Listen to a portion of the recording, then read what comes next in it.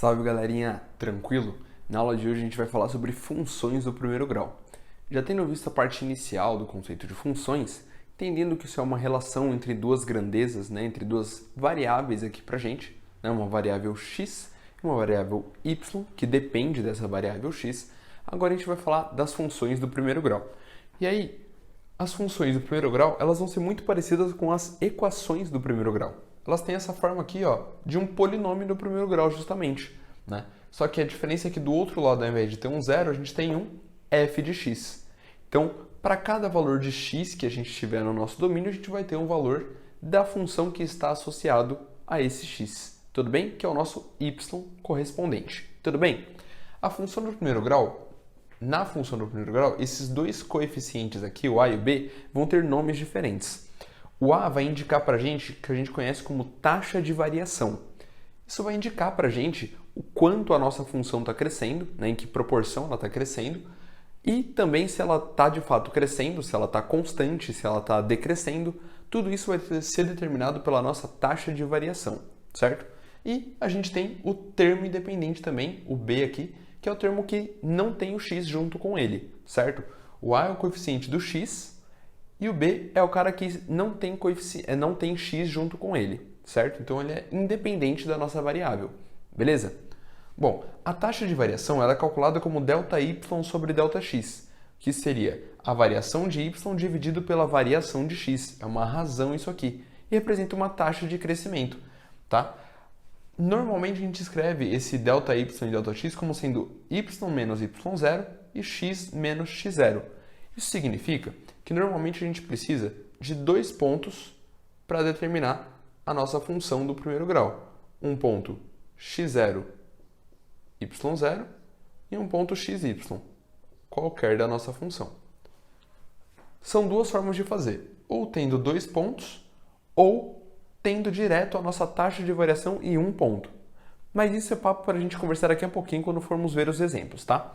Então nós temos aqui a forma da taxa de variação e o termo independente, que também é o valor da função quando temos o x igual a zero. O que seria isso? Imagina que você tem uma função aqui bem formadinha, Você tem 2x mais 3, por exemplo.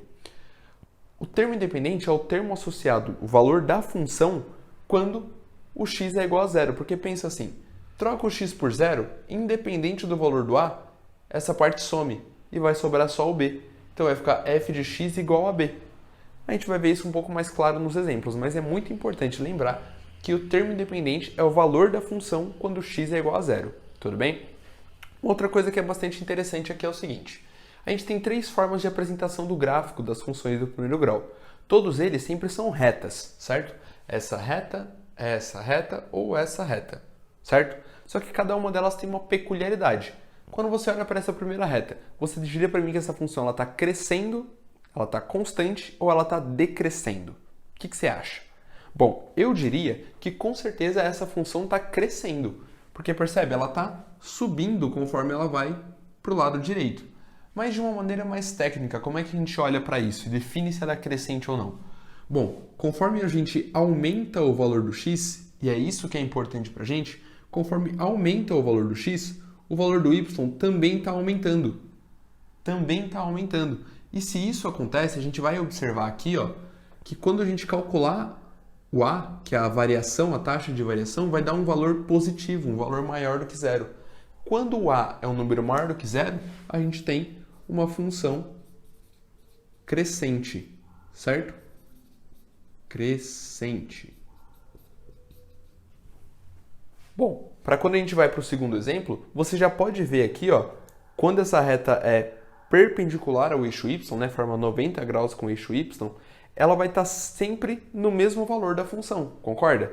Então, você concorda que nesse caso aqui, tanto o y quanto o y0 são iguais porque eles estão ali no mesmo valor? Concorda com isso?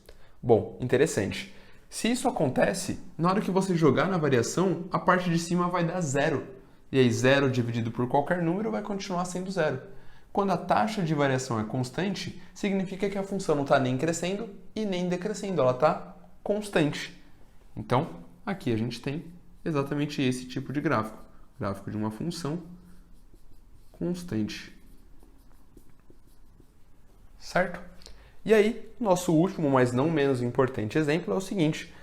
Percebe que essa função aqui, por eliminação, ela é decrescente, né? Você vê que o gráfico dela, a reta, ela está descendo se a gente olha na orientação para a direita.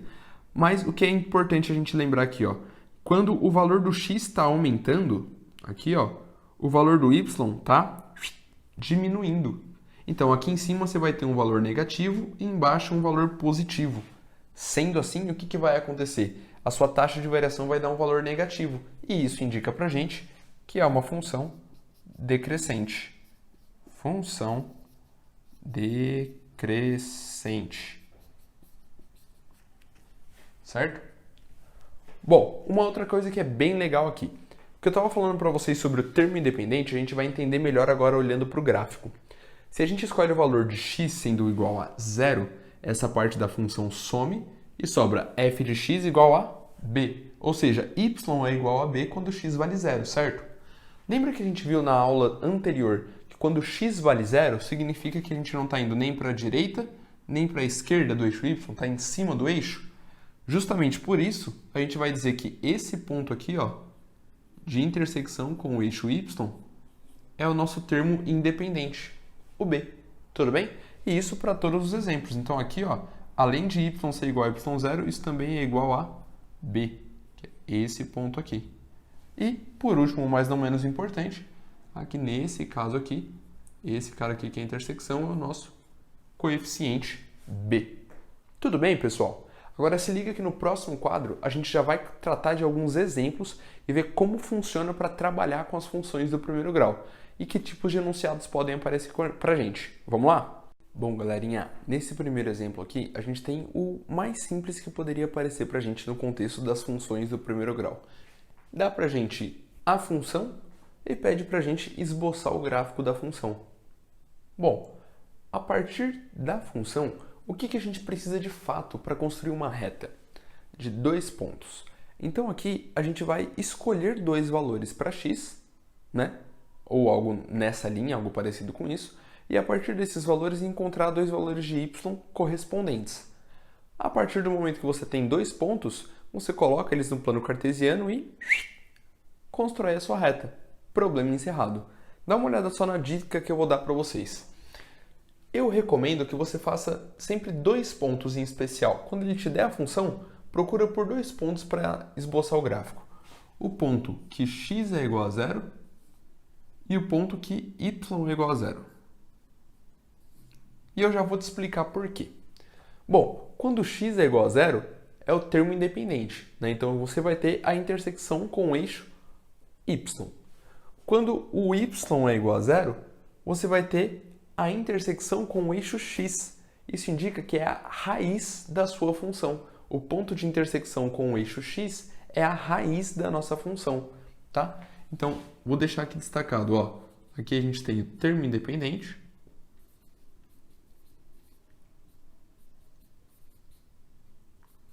Independente. E aqui nós temos a raiz da função. Por isso, eu recomendo a escolha desses 2 pontos. Você vai ter um ponto em cima do eixo x, um ponto em cima do eixo y, liga os dois e forma a sua reta. Bom, vamos lá então. Resta agora a gente substituir o x por zero na nossa função. Vai ser o mesmo que calcular o f de zero. Isso vai ser 2 vezes 0 mais 1, certo? Está substituindo o x por zero em todos os lugares que ele aparece. Beleza? Bom, 2 vezes 0 vai dar 0 mesmo, e aí você vai encontrar que o f de 0 é igual a 1, como já era esperado, né? É o nosso próprio termo independente. Então, isso aqui é um par ordenado. Qual par ordenado isso aqui determina pra gente? O ponto x igual a 0 e y, né, que é o f de x, y igual a 1. Então, esse aqui é o ponto 0, 1. Como é que a gente encontra esse ponto? Bom, você vai lá no plano cartesiano, onde o x vale 0, na origem. Onde o y vale 1, bom, vou colocar ele um pouquinho mais aqui para cima, tá? Aqui, ó. 1. E aí, agora, a gente vai fazer o y ser igual a 0. Bom, se o y vai ser igual a zero, a gente vai trocar o f de x por zero. Vai ficar zero igual 2 vezes x mais 1. A gente quer encontrar qual o valor de x que faz o y ser zero agora. Não tem problema você fazer a ordem inversa, certo? Então aqui a gente vai passar o 1 subtraindo e o 2 dividindo. Você vai encontrar que o seu x é igual a menos meio, certo? Esse aqui é o seu valor do x para quando o y vale zero. Então aqui você também tem a formação de um par ordenado. Qual é esse par ordenado? Menos meio e zero, certo? A partir do momento que você tem esse par ordenado, vamos pôr ele lá no plano cartesiano. Bom, o x vale menos meio, então vai estar do lado esquerdo do eixo y. Na metade dessa distância, vai ser mais ou menos aqui assim, ó. Esse aqui vai ser o ponto menos meio. E aí, para a gente finalmente ter a construção da nossa reta, é só a gente ligar esses dois pontos. E já era. Temos a construção do gráfico da nossa função do primeiro grau. Prontinho, tá lá. Beleza, pessoal? Agora vamos ver algumas outras formas de apresentação e já resolver alguns exercícios também para pegar um pouquinho de prática na interpretação desses enunciados. Bom, galerinha, para a gente encerrar agora essa parte inicial das funções do primeiro grau, dois exercícios onde percebe só as características do primeiro. Ele deu um gráfico para a gente e a gente tem que encontrar qual é a função que representa esse gráfico. Primeira coisa, toda vez que você vê um gráfico que é uma reta, é uma função do primeiro grau. Se é uma função do primeiro grau, com certeza f de x é igual a vezes x mais b, que é a forma geral de representar uma função do primeiro grau, certo? Bom, aqui nesse gráfico percebe que ele deixou explícitos para a gente dois pontos, os pontos 1, 1 e o ponto 2, 4, certo? Vou chamar esse ponto aqui de A e esse ponto aqui de B, tudo bem? Então, ó, A é o ponto 1, 1 e B é o ponto 2, 4. Beleza? A partir desses dois pontos a gente vai encontrar a regra da nossa função, a lei de formação dessa função. E como a gente vai fazer isso? Bom, se f de x é igual a x mais b, o que nós vamos fazer aqui? Ó? Vou mostrar para vocês o método que a gente vai usar para resolver. A gente vai substituir esse ponto e esse ponto na função. É uma das formas da gente fazer. Isso ficaria da seguinte forma, ó. Se a gente substituir primeiro o ponto A, f de 1 igual a vezes 1 mais b, certo? Só que a gente consegue melhorar essa equação aqui. Quer ver só? Qual que é o valor do f de 1? 1. É o valor do y quando x vale 1. Então, isso aqui gera pra gente essa equação aqui, ó. A vezes 1 é A, o B é B mesmo, e o f de 1 vale 1. Ó, então, A mais B é igual a 1. Achamos uma primeira relação entre o A e o B. E aí, se a gente colocar o segundo ponto, olha só o que acontece. F de 2 igual A vezes 2 mais B. E aí, A vezes 2 é 2A, o B é o B mesmo, e o f de 2 vale 4, é o valor do y. Então, isso aqui vale 4. Tudo bem? Não sei se você está enxergando aqui, mas eu estou vendo um sistema. Olha só. Isso aqui é um sistema linear com duas equações e duas incógnitas. Você pode resolver isso de duas formas diferentes, né? Você pode tentar fazer uma operação aí entre as duas equações para ver se alguém desaparece, ou você pode isolar alguma das incógnitas numa equação e substituir na outra. Eu vou fazer por esse segundo modo porque eu acho que fica mais simples de entender. Se nessa equação aqui, ó, que eu vou chamar de número 1, a gente quiser isolar o b ou o a, a gente pode fazer isso e substituir na equação de baixo, que eu vou chamar aqui de 2. Então, ó, primeiro com a equação 1, o que eu vou fazer? Eu vou isolar o b, certo? Vou passar o A subtraindo para o outro lado, vai ficar 1 menos A. E no segundo passo, eu vou substituir essa informação que a gente encontrou na equação 2. Vai ficar 2 vezes A mais, no lugar do B, a gente coloca essa regrinha aqui que a gente achou agora, que é 1 menos A. Tudo isso tem que ser igual a 4. Beleza? Aqui, esse parênteses nem faz sentido para a gente não precisa deixar ele aqui porque o sinal é de mais. Então você pode só apagar esse parênteses aqui, ó. Apagou esse parênteses, percebe? 2A menos A vai dar A, e esse 1 passa subtraindo lá para o outro lado. Vai encontrar que o seu A, então, é igual a 3, a nossa taxa de variação. Beleza? Achou a taxa de variação? É só substituir aqui que você já encontra o seu termo independente, certo? Se a taxa de variação vale 3, substituindo aqui, você vai encontrar B igual 1 menos 3 e, portanto, seu B é igual a menos 2. Bom, achou o A, achou o B, acabou o exercício. A sua função vai ser f de x igual 3 vezes x menos 2. Tranquilo, pessoal? De boa essa questão. Agora, o exercício número 2 é um exercício que tem um contexto um pouco mais visual, né, de acordo com situações que a gente pode encontrar. Percebe só, a gente tem um gráfico aqui que ele está representando a quantidade de unidades de um determinado produto que a gente compra e o valor total que a gente vai pagar, dependendo de quantos produtos a gente comprar, tudo bem? Considera que é o mesmo produto, então ele vai ter o mesmo valor sempre. Conforme eu aumento a quantidade de produtos, aumenta o valor que eu vou pagar por ele, beleza? Bom, a partir disso aqui eu quero saber, se eu comprar 2.350 unidades, qual vai ser o valor que eu vou pagar por isso? Bom, para eu poder encontrar isso daqui, eu vou precisar saber a regra da função. Você vê que ele não pediu para eu encontrar, mas se eu não tiver a regra da função, eu não consigo encontrar a informação que ele está me pedindo. Então, o primeiro passo é olhar para o gráfico e identificar. É uma função do primeiro grau. Então, é uma reta, né? Então, é uma função do primeiro grau. A gente sabe como expressar isso. Isso vai ser expresso na forma f de x igual a vezes x mais b, certo? E aí, você tem os dois pontos. Vou chamar esse ponto aqui de A, esse ponto aqui de B. Nosso ponto A é o ponto 0, 0. E o nosso ponto B é o ponto 4, 2. E percebe só que interessante. Essa função ela passa pelo ponto 0, 0, que é a nossa origem do sistema. Toda vez que uma função passa pela origem, é mais fácil de encontrar a regra dessa função. Sabe por quê?